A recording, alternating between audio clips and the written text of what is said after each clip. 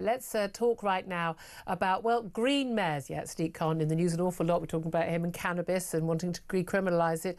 But he's also the man who's always obsessed, is he not, with pollution and indeed traffic. And apparently these are the works of the devil. Not drugs, they're fine. But, you know, driving your car means you're a very, very, very bad soul. Well, Sadiq Khan in London is set to raise London's congestion charge by 20%, so up by a fifth, up to £18 a day. He also plans to scrap a discount scheme for residents, which was apparently to encourage greener travel. But basically, if you've got an EV car, you're no longer going to get your discount that you used to get, partly because actually, let's be honest, if you're driving an electric vehicle, you're richer than everybody else because they're more expensive. Let's talk about this with Howard Cox now, founder of Fairfuel UK.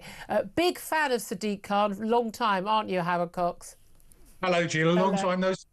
I know, indeed. I know you've always loved pretty much everything that Sadiq Khan has done. I mean, you ran against him for London Mayor, basically over, you know, the congestion charge or the ULEZ zone, sorry, expanding it out. I don't even think about driving my car to the supermarket or back or out of London. I've got a diesel, so I'm basically the devil incarnate.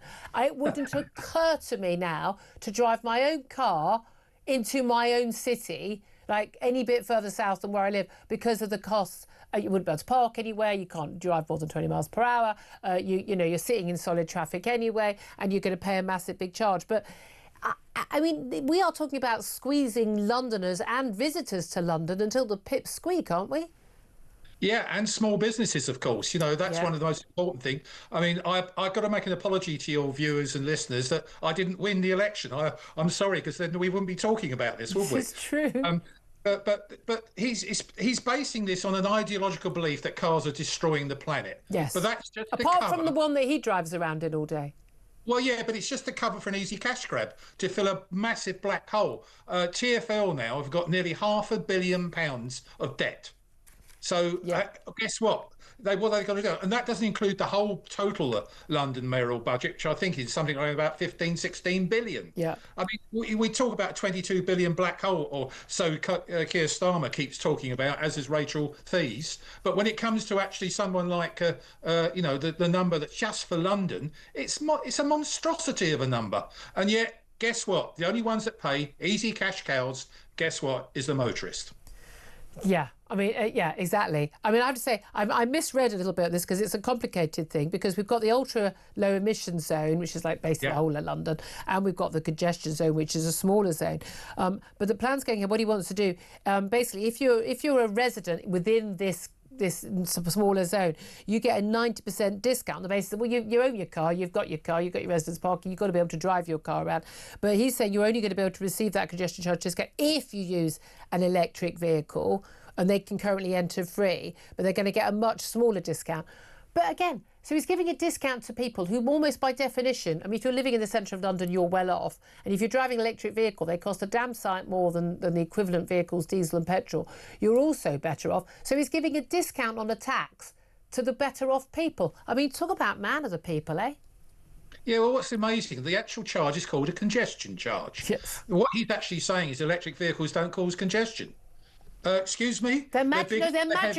They're magical. They're not on the roads, even when they're parked, not on the roads at all. But also, by definition, surely if you live in the centre of London, I mean, this is a city with amazing transport links, you wouldn't need a car at all. It's the people who live outside London who need to drive in for it. And as you say, crucially, absolutely crucially, small businesses, and particularly those people who need to, you know, have tools for their work, whether, you know, the cleaning vans, the plumbers, the electricians, the builders, they're having to pay these charges, and it's a massive hit on them.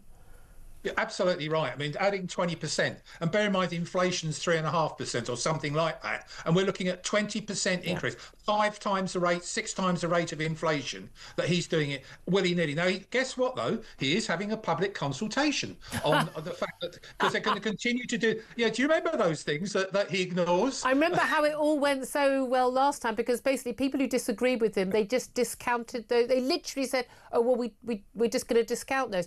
But I'm thinking, again, you were very much involved in this. One of the arguments about, well, congestion zone, ULEZ zone, all the extra charges, it's all about encouraging us to cycle.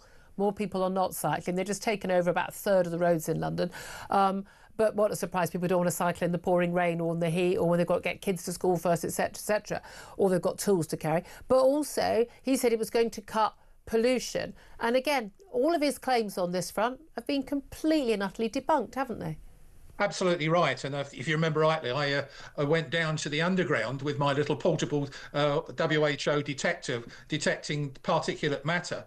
It's 4,000% more pollution down there at roadside level. And I compared that from when it started, the ULEZ zone, to about 3 or 4 months ago. And there's virtually no difference. And yet the only difference is he's got more money coming in. Yeah. That's as simple as that. But also, like most cities, you actually haven't got any more space on public transport, whether it's trains or buses, to get more people on. They're already squashed in like sardines on a normal day. Well, that's true about trains and underground, but I don't think it's true about buses. The number of times I see buses... Well, I don't, and likewise, you've got the problem of parking charges on different sides of your road, haven't you? I was listening to you the other day. No, it's not my road, but nearby roads. You literally need. I would say I'm so excited by the idea of a new national parking app, and wherever you go, you could just use the same app.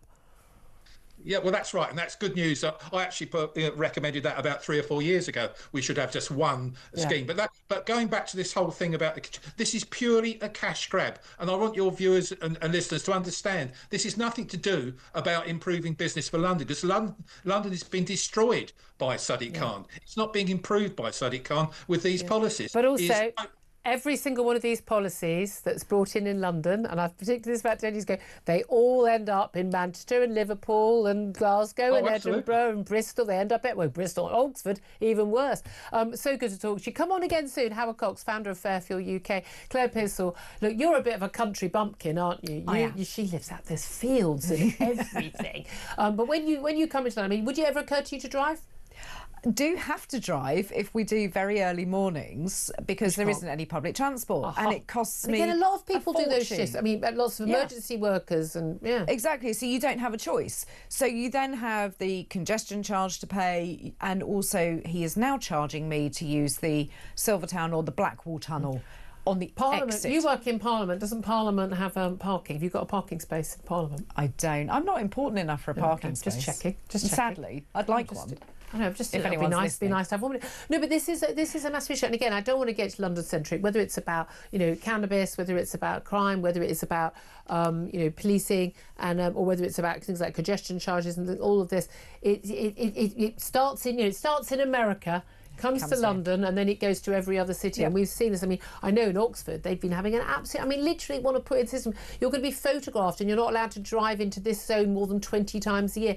This is seriously terrifying, nihilistic stuff. Dystopian future. Yeah. It really is, but that's where we're going. And again, does that money get spent on anything good, or do they just paint a load of crossings in rainbow colours, and Sadiq Khan does some more adverts with his own face on and hires a few more press officers rather than more police officers, is what we actually want.